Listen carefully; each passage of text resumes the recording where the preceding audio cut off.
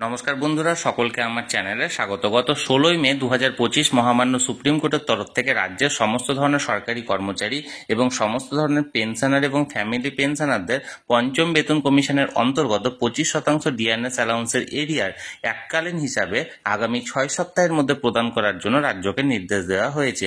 এবং এই নির্দেশের জন্য যে টাইম স্ল্যাবটি আছে সেটি প্রযোজ্য 1 এপ্রিল 2008 থেকে 31/12/2019 পর্যন্ত, অর্থাৎ এই সময়কালের মধ্যে 25% ডিএনএস অ্যালাউন্সের এরিয়াটি প্রদান করা হবে। এবং এই সময়কালের মধ্যে যে সমস্ত ইন সার্ভিস এমপ্লয়িরা ছিলেন, যারা এই সময়ের মধ্যে নিজেরা অবসর নিয়েছিলেন এবং বর্তমানে পেনশনার বা ফ্যামিলি পেনশনার হিসাবে আছেন, তাদের বেশ কিছু সমস্যার সম্মুখীন হতে হচ্ছে। আজকের ভিডিওতে মূলত 1 এপ্রিল 2008 থেকে 31/12/2019 এই সময়কালের মধ্যে যে সমস্ত ইন সার্ভিস এমপ্লয়িরা অবসর নিয়েছিলেন এবং বর্তমানে পেনশন বা ফ্যামিলি পেনশন পাচ্ছেন, তাদের এই সকল সমস্যা এবং তাদের সমাধানগুলি নিয়ে আমি ভিডিওতে বিস্তারিতভাবে আলোচনা করব। ভিডিওটি অত্যন্ত গুরুত্বপূর্ণ, তাই প্রথম থেকে শেষ পর্যন্ত অবশ্যই ধৈর্য সহকারে দেখবেন এবং ভালো লেগে থাকলে অবশ্যই একটি লাইক করবেন এবং সকলের সঙ্গে শেয়ার করবেন। আর সেই সাথে এই চ্যানেলে যদি প্রথমবার হয়ে থাকেন এই রকমের ইনফরমেটিভ ভিডিও আরও দেখার জন্য, যারা এখনো পর্যন্ত চ্যানেলটিকে সাবস্ক্রাইব করেননি তারা অবশ্যই চ্যানেলটিকে সাবস্ক্রাইব করে নিতে ভুলবেন না। তাহলে চলুন আমরা বিস্তারিত জেনে নিই। 1 এপ্রিল 2008 থেকে 31 ডিসেম্বর 2019-এর মধ্যবর্তী সময়ে যে সমস্ত এমপ্লয়িরা অবসর নিয়েছিলেন, তারা অবসরের সময় গ্র্যাচুইটি বাবদ, লিভ এনক্যাশমেন্ট বাবদ, পেনশন কমিউটেশন বাবদ এবং প্রভিডেন্ট ফান্ড বাবদ এককালীন অর্থ পেয়েছিলেন। এখন যে 25% ডিআরএস অ্যালাউন্সের এরিয়ারের কথা ঘোষণা করা হয়েছে, সেটি কি অবসরের সময় প্রাপ্য গ্র্যাচুইটি, লিভ এনক্যাশমেন্ট বা পেনশন কমিউটেশন বা প্রভিডেন্ট ফান্ড থেকে যে টাকাটি পাওয়া গিয়েছিল সেই টাকার উপরে কি এরিয়ার কার্যকরী করা হবে? অর্থাৎ এক কথায় বলতে গেলে এই বাবদ যে টাকাগুলি পাওয়া গিয়েছিল সেই টাকার পরিমাণ কি বাড়তে পারে? আজকের ভিডিওতে সেই ব্যাপারে বিস্তারিত আলোচনা করব। আমি সর্বপ্রথমে যে বিষয়টি নিয়ে আলোচনা করব সেটি হলো, যে সমস্ত কর্মীরা 1/4/2008 থেকে 31/12/2019 এর মধ্যবর্তী সময়ে চাকুরি থেকে অবসর নিয়েছিলেন, তারা কি তাদের প্রাপ্য গ্র্যাচুইটিতে 25% ডিএ এরিয়ারের সুবিধা পাবে? যদি পেয়ে থাকে তার ক্যালকুলেশন মেথড কি হবে এবং কিভাবে তারা এই টাকাটি পাবে? প্রথম প্রশ্নের উত্তর হলো অবশ্যই তারা তাদের এই 25% ডিআরএস অ্যালাউন্সের এরিয়ারের সুবিধা তাদের গ্র্যাচুইটিতে পাবে। এবং পাওয়াটা কিভাবে ক্যালকুলেশন করবেন চলুন সে ব্যাপারে বিস্তারিত জেনে নিন। প্রথমত আমি বলবো গ্র্যাচুইটিটা কি। গ্র্যাচুইটি হলো একজন সরকারি কর্মচারী অবসর নেওয়ার সময় তাকে সরকারের তরফ থেকে বেশ কিছু রকমের আর্থিক সুযোগ সুবিধা দেওয়া হয়, এবং তার মধ্যে একটি অন্যতম সুযোগ হলো বা অন্যতম সুবিধা হলো গ্র্যাচুইটি বাবদ এককালীন অর্থ প্রদান।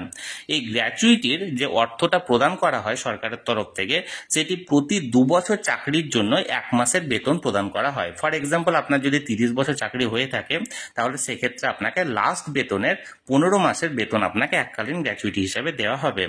এবার আমি এক্ষেত্রে আগেই বললাম যে আপনারা গ্র্যাচুইটিতে সেই সুবিধাটা পাবেন এবং কিভাবে পাবেন এবং কতটা পাবেন, তাহলে চলুন আমরা এক নজরে ক্যালকুলেশনটা করে নিই।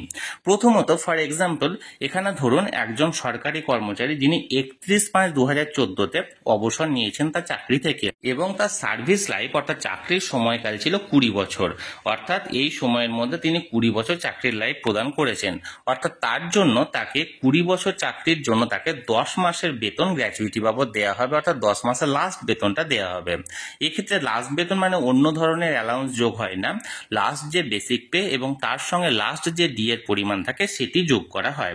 অর্থাৎ ধরা যাক আপনি 31/5/2014-তে যে কর্মীটি অবসর নিয়েছিলেন তার সেই সময় লাস্ট বেসিক ছিল 16,000 টাকা, এবং 31/5/2014 এই সময়ে যে রাজ্য সরকারি কর্মচারীরা ছিলেন তাদের ডিআরএস অ্যালাউন্সের পরিমাণ ছিল 58%।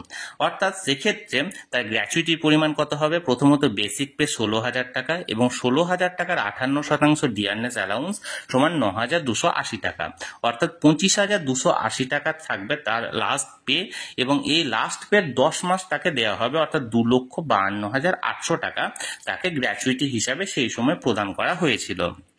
এবার ধরুন সেই কর্মীর কতটা গ্র্যাচুইটি এরিয়ার হিসাবে তিনি পেতে পারেন। ধরুন 1/4/2008 থেকে 31/5/2014 এই পর্যন্ত কর্মী নিজের এমপ্লয়ি হিসাবে তো নিজের যে 25% এরিয়ার আছে সেই টাকাটি পাচ্ছেন, এর পাশাপাশি গ্র্যাচুইটি হিসাবে ক্যালকুলেশনটা কিভাবে হবে? 31/5/2014 এই সময়ে সেন্ট্রাল গভর্নমেন্টের কর্মীদের যে ডি এর পরিমাণ সেটা ছিল 100% এবং রাজ্যের এমপ্লয়িদের ছিল 58%, যেটি আমি আগেই বললাম, অর্থাৎ বকেয়া ছিল 42%। এই বকেয়ার 42%-এর 25% অর্থাৎ 10.5% ডিআরএস অ্যালাউন্সের পরিমাণটি বাড়বে। তাহলে সেক্ষেত্রে নতুন গ্র্যাচুইটির হিসাবটা কি হবে? লাস্ট বেসিক পে ছিল 16,000 টাকা, ডিএ পুরনো হিসেবে ছিল 58%, 10.5% আরো বাড়ছে, অর্থাৎ ডি এর হিসাবটা হবে 68.5%, এবং 16,000 টাকায় বেসিক পের 68.5% ডিএ সমান হচ্ছে 10,960 টাকা। তাহলে এক্ষেত্রে 16,000 প্লাস 10,960 সমান হচ্ছে 26,960 টাকা হচ্ছে তার লাস্ট পে, এবং এই 26,960 টাকায় 10 মাসের বেতন তাকে দেওয়া হবে, অর্থাৎ 2,69,600 টাকা তার গ্র্যাচুইটি বাবদ পেমেন্ট হচ্ছে। কিন্তু তাকে আগেই অবসর নেওয়ার সময় তাকে 2,52,800 টাকা দেওয়া হয়েছিল, তাই তাকে এই এরিয়া বাবদ 2,69,600 মাইনাস 2,52,800 সমান 16,800 টাকা তাকে এরিয়ার হিসাবে পুনরায় আবার পেমেন্ট করা হবে। অর্থাৎ এক কথায় বলতে গেলে যে এমপ্লয়ি আগে গ্র্যাচুইটি বাবদ যে টাকা পেয়েছিলেন তার থেকেও আরো 16,800 টাকা তিনি অতিরিক্ত পাচ্ছেন 25% ডিএ এরিয়ার গ্র্যাচুইটিতে সুবিধা বাবদ, এবং এই টাকাটি বর্তমানে তার অ্যাকাউন্টে প্রদান করা হবে। এবার আমরা জানবো লিভ এনক্যাশমেন্টের ব্যাপারে। লিভ এনক্যাশমেন্টটি মূলত সমস্ত ধরনের সরকারি কর্মচারীর সুবিধাটা পান না, এটি মূলত সমস্ত ধরনের রাজ্য সরকারি এমপ্লয়ি এবং অন্য ধরনের এমপ্লয়িরা পেয়ে থাকেন। সরকার প্রসূত বিদ্যালয়ের শিক্ষক শিক্ষিকা বা শিক্ষাকর্মীরা লিভ এনক্যাশমেন্টের সুবিধাটি পান না। এক্ষেত্রে লিভ এনক্যাশমেন্টে যারা পেয়ে থাকেন, অর্থাৎ যে সমস্ত এমপ্লয়িরা লিভ এনক্যাশমেন্ট পান, তারা যদি 1/4/2008 থেকে 31/12/2019-এর মধ্যে অবসর নিয়ে থাকেন, তাহলে 25% ডিএ এরিয়ারের যে সুবিধাটি সেটি কি তারা এই লিভ এনক্যাশমেন্টে পাবেন? এর উত্তর হলো হ্যাঁ পাবেন। এবার কিভাবে পাবেন, কতটা পাবেন, চলুন আমরা এক নজরে দেখে নিই। প্রথমত লিভ এনক্যাশমেন্টের হিসেবটা একবার বোঝার চেষ্টা করুন।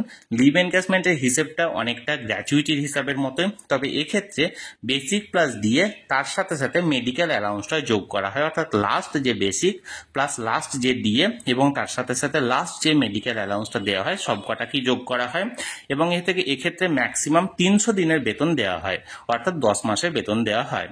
এবার আমরা ওই একই ব্যক্তি যিনি 31/5/2014-তে অবসর নিয়েছিলেন এবং যার লাস্ট বেসিক ছিল 16,000 টাকা, তার লিভ এনক্যাশমেন্টে কত টাকা অতিরিক্ত সুবিধা হচ্ছে সেটির ব্যাপারে আমরা জেনে নেব। প্রথমত লিভ এনক্যাশমেন্টে তিনি যখন অবসর নিয়েছিলেন তখন কত টাকা পেয়েছিলেন?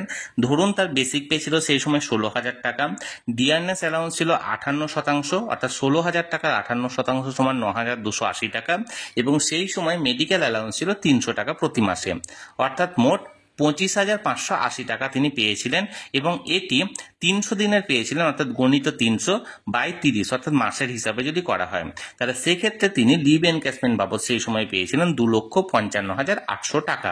এখন ধরুন 31/5/2014 এই সময়ে সেন্ট্রাল গভর্নমেন্টের ডিআরএস অ্যালাউন্সের পরিমাণ ছিল 100%, রাজ্যের কর্মীদের ছিল 58%, অর্থাৎ বকেয়া ছিল 42%। এই 42%-এর 25% অর্থাৎ 10.5% দেওয়ার এখানে অর্ডার দেওয়া হয়েছে।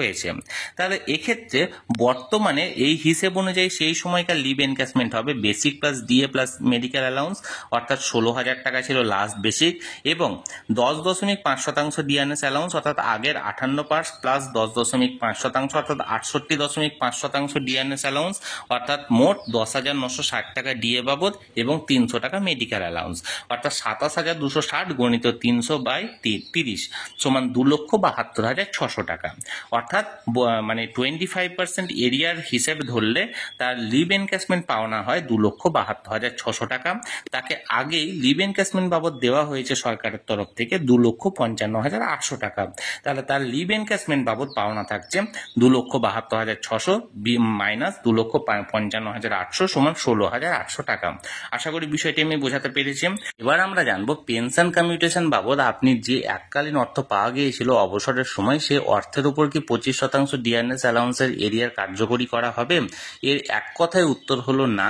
তার কারণ আপনি অবসরের সময় যে পেনশন কমিউট করেছিলেন বা কমিউটেশন করেছিলেন সেটা প্রথমত ছিল সম্পূর্ণ অপশনাল বিষয়, কোনো ম্যান্ডেটারি ছিল না, এবং অপশনাল বিষয় হলেও আপনি যে সেলটা করেছিলেন অর্থাৎ কমিউটেশন করেছিলেন সেটা সম্পূর্ণ আপনার লাস্ট বেসিক পের উপর ম্যাক্সিমাম 40% পর্যন্ত আপনি সেল করেছিলেন, এবং যে ভ্যালুটা পেয়েছিলেন সেটা বেসিক পের উপর পেয়েছিলেন। এখানে কোনো রকম কোনো ডিএ ধরা হয়নি, কারণ পেনশন কমিউটেশনের ভ্যালু শুধুমাত্র বেসিক পের উপরই ধরা হয়, ডিএ বা অন্য কোনো অ্যালাউন্সের উপর ধরা হয় না। তাই যে এখন যে বর্তমানে নির্দেশটি দেওয়া হয়েছে সেটি 25% ডিআরএস অ্যালাউন্সের এরিয়ার হিসাবে দেওয়া হয়েছে। তাই পেনশন কমিউটেশনের সঙ্গে এই এরিয়ারের কোনো সম্পর্ক নেই। তাই আপনি পেনশন কমিউটেশন বাবদ যে এককালীন পেয়েছিলেন তার উপর কোনো রকম কোনো এরিয়ার পাবেন না। আশা করি আমি বিষয়টি বোঝাতে পেরেছি। এবার আমরা জানবো আপনি প্রভিডেন্ট ফান্ড বাবদ যে এককালীন টাকা পেয়েছিলেন অবসরের সময়, সেই প্রভিডেন্ট ফান্ডের টাকার উপরে কি এটি কার্যকরী হবে? এরও এক কথায় উত্তর হলো না। তার কারণ প্রভিডেন্ট ফান্ড হলো আপনি আপনার পুরো সার্ভিস লাইফ জুড়ে যে নিজের মানে অ্যামাউন্ট থেকে অর্থাৎ নিজের মাইনে থেকে যে পরিমাণ টাকা জমা করেছিলেন সেটাই আপনি সুদসহ পেয়ে থাকেন অবসরের সময়। এখানে ডিএ বাবদ বা কোনো রকম কোনো আদার অ্যালাউন্স কিন্তু যোগ করা হয় না, যার ফলে আপনি প্রভিডেন্ট ফান্ড বাবদও কোনো রকম কোনো ডিআরএস অ্যালাউন্সের এরিয়ার পাবেন না। আশা করি বিষয়টি আমি বোঝাতে পেরেছি। তাহলে বন্ধুরা, এখানে অবসর নেওয়ার সময় আপনারা লিভ এনক্যাশমেন্ট বাবদ বা গ্র্যাচুইটি বাবদ বা পেনশন কমিউটেশন বাবদ বা প্রভিডেন্ট ফান্ড বাবদ যে সমস্ত এককালীন অর্থ পেয়েছিলেন তার উপর কোনটার উপর আপনার এই 25% ডিআরএস অ্যালাউন্স কার্যকরী হবে বা কোনটার উপর কার্যকরী হবে না, সেই সংক্রান্ত আজকের ভিডিওতে আমি বিস্তারিত জানানোর চেষ্টা করলাম। আপনাদের যদি এই বিষয়ে কোনো রকম কোনো প্রশ্ন থাকে অবশ্যই আমাকে কমেন্ট করতে পারেন। আমি চেষ্টা করব আপনাদের সকলের প্রশ্নের যথাযথ উত্তর দেওয়ার। আর এই ভিডিওটি ভালো লেগে থাকলে অবশ্যই একটি লাইক করুন এবং সকলের সঙ্গে শেয়ার করুন। আর সেই সাথে এই চ্যানেলে যদি প্রথমবার হয়ে থাকেন এই রকমের ইনফরমেটিভ ভিডিও আরও দেখার জন্য যারা এখনো পর্যন্ত এই চ্যানেলটিকে সাবস্ক্রাইব করেননি তারা অবশ্যই চ্যানেলটিকে সাবস্ক্রাইব করে রাখুন। ধন্যবাদ, দেখা হচ্ছে পরের ভিডিওতে।